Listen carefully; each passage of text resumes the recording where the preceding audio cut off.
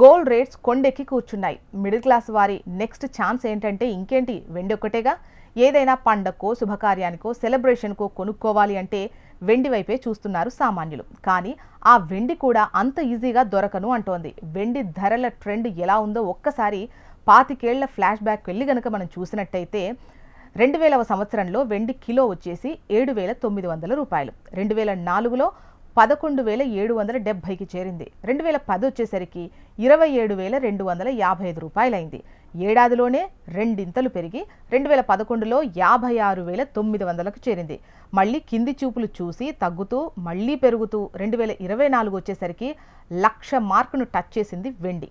Cut చేస్తే 2025లో వెండి ధర ఆకాశమే హద్దుగా పోతోంది. ఏడాదిలో రెండింతలు పెరిగి 2,00,000 రూపాయల మార్కును టచ్ చేసింది. జూన్లో 1,14,000 ఉన్నటువంటి కిలో వెండి ధర జూలైలో అక్షరాల 1,25,000ను టచ్ చేసింది. ఒక్క డిసెంబర్ నెలలోనే దాదాపు 30,000 పెరిగి పట్ట పగ్గాలు లేకుండా పరుగులు పెడుతూ వస్తోంది. మంగళవారం 4,000 తగ్గినట్టే తగ్గి ఆ వెంటనే ఒరిజినల్ స్పీడ్ పెంచేసింది. నిన్న ఒక్కరోజే ఏకంగా 11,000 పెరిగి ఆల్ టైమ్ హైకి చేరింది.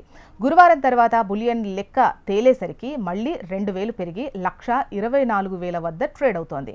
వెండి కిలో ధర మొదట్లో వెండి మీద ఇన్వెస్ట్మెంట్ కోసం ఎగపడ్డారు. సిల్వర్ ఎక్స్చేంజ్ ట్రేడ్లో డిజిటల్ పెట్టుబడులు కూడా వెల్లువెత్తాయి.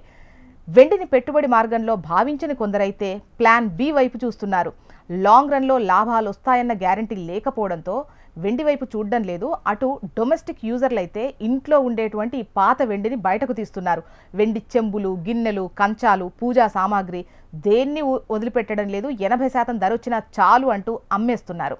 ఇక కొత్త వెండి వస్తువులు కొనాలనుకునే వాళ్లను ఒక ఫ్లాష్ బ్యాక్ భయపెడుతోంది. 2011 తర్వాత ఒక్క ఏడాదిలోనే డబుల్ ధమాకా కొట్టి రెండింతలైన వెండి ఆ తర్వాత ఢమాల్న పడిపోయింది. తేరుకోవడానికి 10 ఏళ్లు పట్టింది. 2025 కూడా అటువంటి సర్ప్రైజ్నే ఇవ్వబోతుందా? 1,00,000 దాటి 2 లక్షలైన వెండి 26లో డబుల్ అయి 4 లక్షలకు వెళుతుందా? చూద్దాం. ఏదైతేనేం వెండి ధర సగటు వినియోగదారుడితో దోబూచులాడుతోంది అని చెప్పొచ్చు.